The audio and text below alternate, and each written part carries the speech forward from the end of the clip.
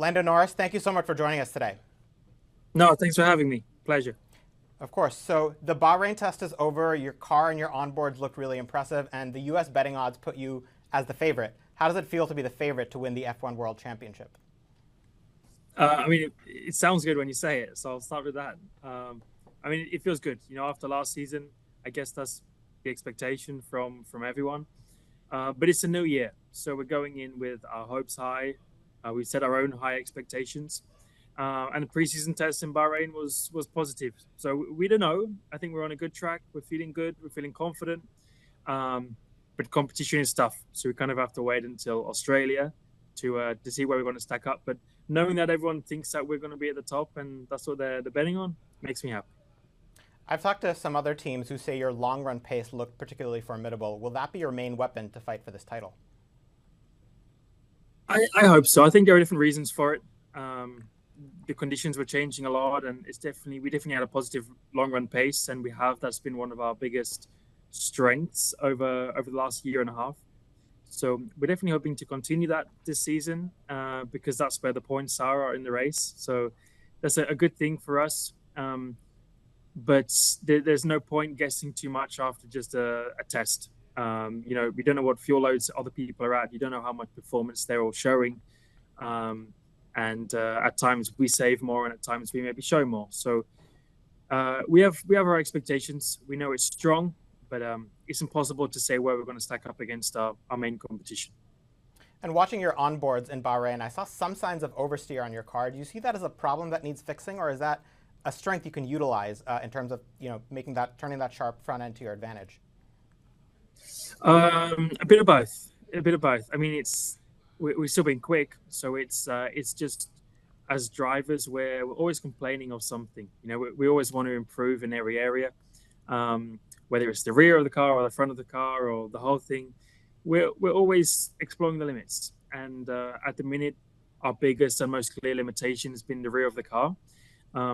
Which is good and bad. It's bad because it makes it quite tricky at times and it makes it quite unpredictable.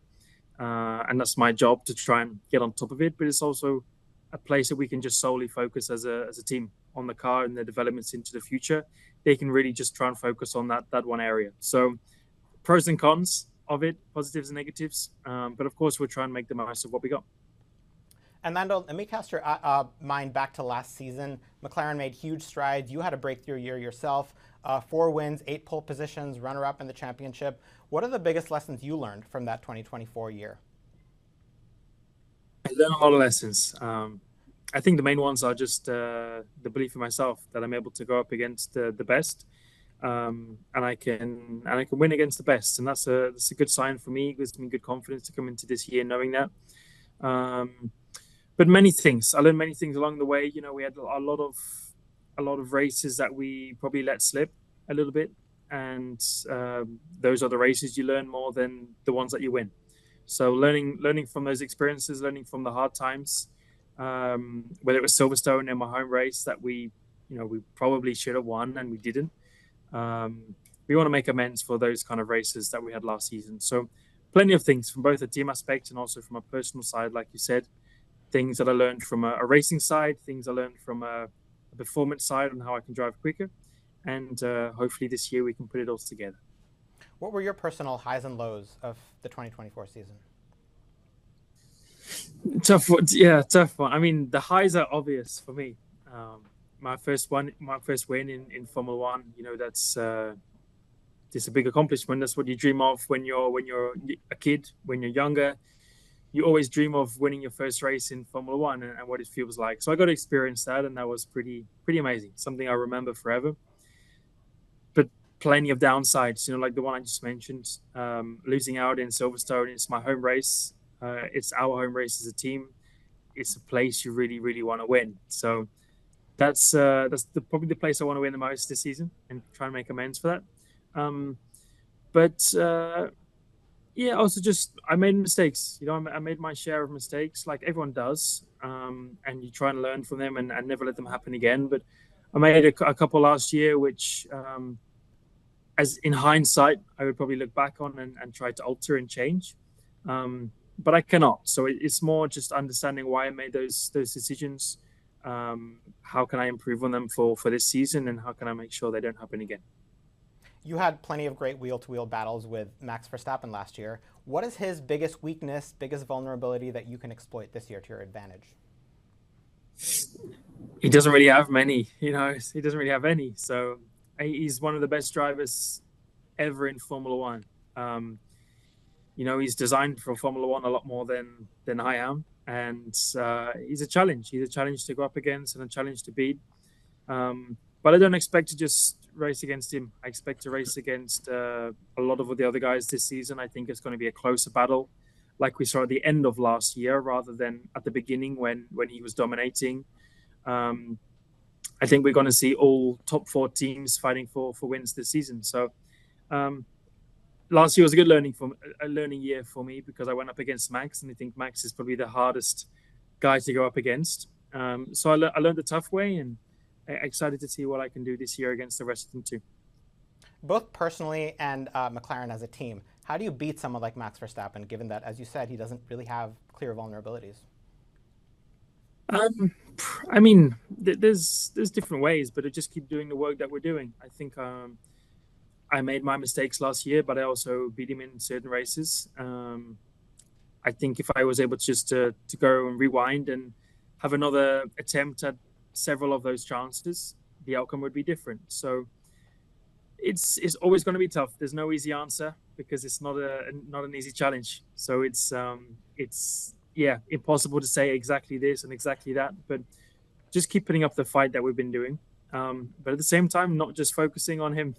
I expect to race against Max this year, but I expect to race against all of the others, and a lot of the others are almost just as good and just as competitive and just as difficult to beat. So we're keeping our heads down, focusing on ourselves for now. But come Australia, we're ready for anything to happen. How is Ferrari looking to you this year? The new car, do you think they're going to be contenders for the championship? Maybe more so than Red Bull even. High potential. I mean, Ferrari are a team that you can never doubt. I think they've probably been the most competitive team over the course of the last years. I would say 10, 20, 30 years. They've always been at the top. So you can never doubt them. You can never expect them to do anything otherwise. And last year, they were on a similar trend to us. We managed to catch them and overtake them in that trend, but they've also been improving a lot lately. They've had a lot of refreshes in terms of the guy running the team, and they've been able to improve a lot. So I'm expecting them to be a good competition. But I expect the same from Mercedes, and I expect Red Bull to also be good. But the form Ferrari had at the end of last year, they were probably our biggest competitors, more so than Red Bull. So I'm excited to go up against the team in red, because they're an incredible team. And to go up against Charles and Lewis will be exciting too. And Lando, a question for you about papaya rules. Last year, some had argued that the team maybe waited too long to prioritize you for the championship and that it cost you points. At what point, if at all, do you think they should do that this year? That's not even a question for now.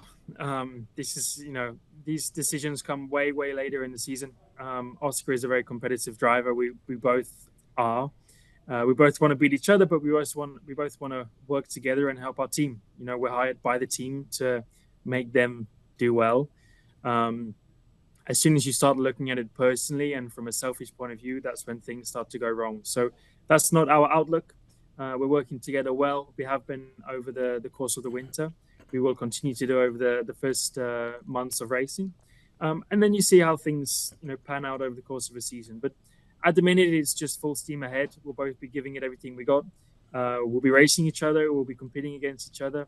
But we'll be helping each other and supporting each other at the same time. So that's our mindset for now. And Lando, there's of course a massive reset in regulations coming up next year. Will McLaren focus on 2026 to some extent, or go all in to win this year? That's still TBD. Both. We want to win both. So it's a tricky one, because you're limited on the amount of personnel, the amount of resources you've got. So it's a fine balance between focusing on this year, continuing to try and give it your all, and develop the car even further into the course of 2025. But 2026 is a massive opportunity for everyone. And you're going to have a lot of teams, I think, this year start to give up quite early on this season. and switch their focus to next year because they're going to have more chances than ever. And that's the same for us, but we also know that this is a good chance for us to do the same as last season and try and go for the constructors once again. So it's a big challenge for us, knowing how much to concentrate on 25 or 26 and how can you best operate on working on both. So thankfully, this is out of my control. This is down to the bosses and the guys behind their desks working extremely hard. I'll just focus on the driving. So yeah, we'll figure it out through the season on how to assess that kind of thing. Makes sense. And Lando, you have a huge fan base here in the United States. What's the craziest or most memorable encounter you've had with a fan here?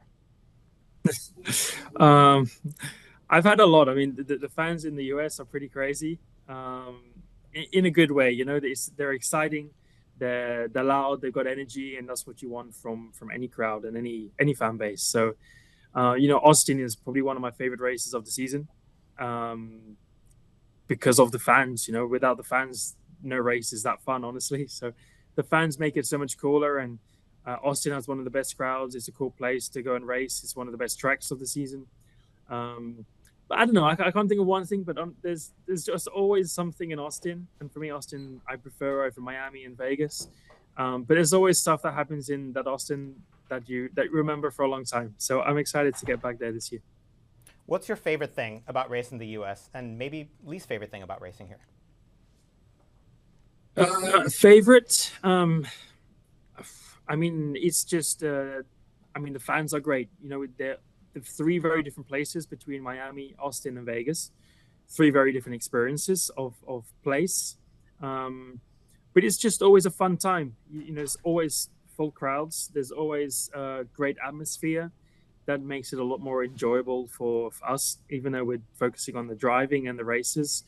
The fans make it a lot more exciting and more enjoyable for us too, you know. So the best thing about America is probably, the places we get to go, the fans, and I love golf, so I get to go and play some amazing golf courses. And Lando, I've seen clips of you playing the F1 24 PlayStation game on the sim. For those of us who will never get to see the inside of a real F1 car, which parts of that experience would you say are realistic and which are not so realistic? Good one. I think there are many things, you know, like all of the tracks and the layouts, all of these things are extremely accurate. So if you want to get that sense of what speeds we pull through corners and gears and kind of the basic stuff on how to drive a car, super accurate and very good for learning. You know, that's what I started when I was a kid, was on the PlayStation, learning all these tracks off by heart, knowing what gears, what speeds all of these tracks are. So you have that. You can also set up the car. So learning about the setup, downforce levels, grip levels, fuel, and actually the mechanical functions of how to set up a Formula One car are also pretty accurate, and the feedback you get from changing some of these things. So if you're into the technical side of things, these are all great. But it's very difficult to make you feel like you've driven a Formula One car. Even in our simulator that we have, which is way, way, way more high tech and more realistic, it's very difficult to kind of replicate those G-forces.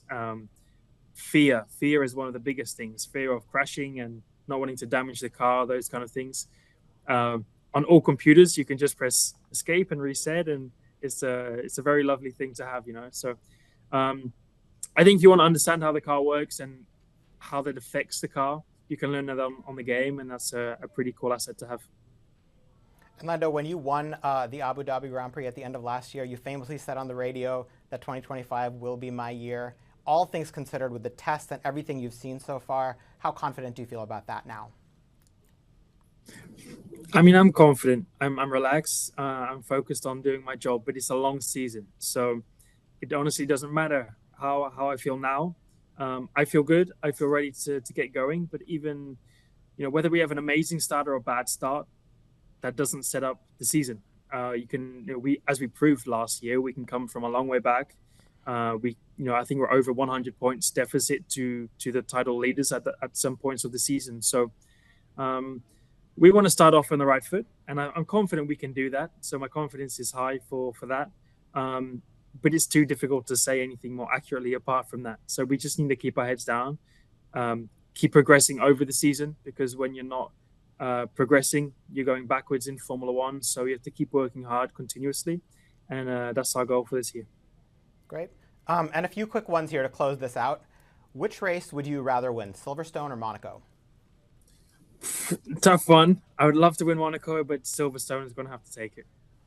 If you could only have one race in America, which would it be, Miami, Austin, or Vegas? All good, all great. Miami was my first win, so I kind of want to say Miami, but Austin is the one that I probably enjoy the most from an atmosphere point of view. So I'm going to have to stick with Austin. I'll take it. Looking at the entire calendar, what's one track you would remove? Oh, tough question. You put me on the spot here, and I don't want to upset any people. So I would just say the one with the least spectators. We want fans. We want fans make Formula One run. They're the reason we can do what we do. So the places we have the most fans, we want to keep. The places we have the least fans, we probably want to get rid of. I don't know which one that is, but that's probably how I would sort it out. What's one rule in F1 that you would change immediately if you could? Well, that's a tough question.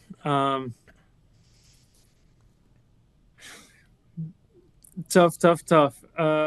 Rules are a big question, or a big topic. So I don't know what I would change. But I think from an overall ruling point of view, I want to go back to V10s. I love V10s. I love sound. I love the feeling you get behind the car over the hybrid and the electric style of racing, which I'm not so much a fan of. So if I could rewrite the rules for the next few years, I would try and bring back some noisy, better sounding engines. Yeah, I missed that era myself. Who is the funniest driver on the grid? Oh, I mean, everyone's different. Obviously, I get along with certain drivers more than others. Whether that has been Max or Carlos, my ex teammates. The guy I always probably got on best more than anyone was probably Daniel. I know he's not in Formula One now, but we still talk every now and then. We have a good relationship, and he's a very genuine guy. He's a very fun guy, always laughing, always wanting to enjoy his life, and that's the kind of same mentality that I have. So I know he's not on the grid now, sadly, but Danny Rick was always the guy I enjoyed and had the most laughs with. Yeah, that makes sense. Who is the best trash talker on the grid? I mean, some people try to trash talk, but I think they're pretty bad at it. So I try and not trash talk. I probably tell the truth more often than I should. People don't like the truth nowadays, but I don't know. No one really tries to trash talk that much. I don't know. It's not that much of a vibe. I know it happens a lot in other sports like football and NFL and hockey and all these things. I feel like that's a big part of it. Trash talking, I feel, in Formula One is just not seen as something that works quite as well.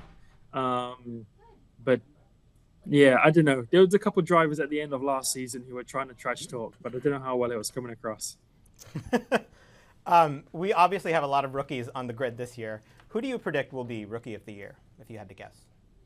Ooh, tough. I mean, a couple of the rookies over the course of this year did a couple of races last year, like Behrman, and he came in for a few races and performed very well in Saudi, for instance, with Ferrari. So the thing is, rookies nowadays, they're not rookies. And that's even when I came into Formula One, I think was probably the time you could do the least testing, and now you can do even more testing than what you could do back then.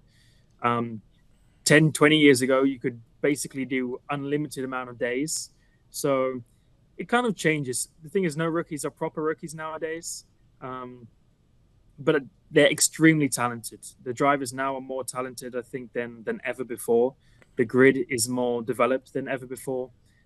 So when you have Antonelli and Behrman, all of the drivers that have come in are in Formula One for a reason, because they deserve to be and because it's where they belong. So it's a very good question. I feel like the guy who's going to be on top is the guy in the best car, because I wouldn't split them between drivers themselves. But Behrman was the guy who, as a fellow Brit, was the guy who was pretty impressive last year when he came into Formula One. But I'm yet to see what some of the others can do. So I'm excited to see.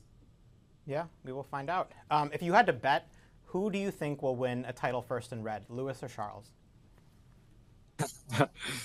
Really put me on the spot here. I mean, it would be incredible to see Lewis win in red. With Ferrari, I think that would top off an incredible. I mean, it would make him the best driver ever in Formula One, the most successful driver ever in Formula One. He already pretty much is that, but topping it off by winning an 8th World Championship with Ferrari would be the icing on the cake. So I would love to see it, but they're both incredibly quick drivers. I rate Charles very highly. I have a lot of respect for him, his talent and his speed. I think he's one of the fastest drivers in Formula One. We'll see this year. Total hypothetical here. If McLaren had to leave F1 and you could sign with any team, which team would you choose? I can't answer that one. I know exactly which one I would love to go to. It's the team that everyone wants to be part of at some point in their career. But I'm very happy with McLaren. They brought me into Formula One. I've spent my whole life here pretty much, and I'm going to be here for many more years. So I'm excited to stay in Papaya and keep fighting for them too. Very diplomatic of you. If not F1, which sport would you compete in? I would love to do golf. I really got into golf a lot over the last few years. I'm good friends with a lot of the golfers, whether they're in PGA or trialing and doing different types of tournaments like Live. But it's the sport I enjoy the most outside of Formula One. So I would probably say if I could rerun things, I'd try and be a golfer. Great. And lastly, Lando, if you win the championship this year, which tattoo would you have Zach Brown get? That's a great question. I think he's stopped on the tattoos because I think he started to not like them. And he had quite a few, but I don't know, something that would just remind him of our times. You know, we've been at a McLaren for a similar amount of time. We've been on the journey together since 2018, 2019. So we do feel like we've grown as part of McLaren over the last few years and celebrated success last year. So kind of both for both of us means an equal amount. So probably something to do with just something simple. I'll give him the choice of where it is, but it would just be the date or the amount of wins or something. But me and Zach actually have a bet for when I win a drivers' championship. We have a bet in place, and he has to buy me something, and it's not a cheap something. So I'm doing my best to make sure that bet comes true. Would you share with us what that something is? No, I don't think I can. We'll see. Everyone will see it when it comes out. But yeah, it's something we have video proof of from several great guys. So it's a bet that Zach cannot break. That's for sure. So I'm really going to do my best to make sure that he has to honor it. Well, that'll be exciting to watch. Lando Norris, thank you so much for your time. It's great to talk to you, and good luck this season. A pleasure. Thanks for having me. Speak soon. Cheers. Thanks for watching. Stay updated about breaking news and top stories on the NBC News app or follow us on social media.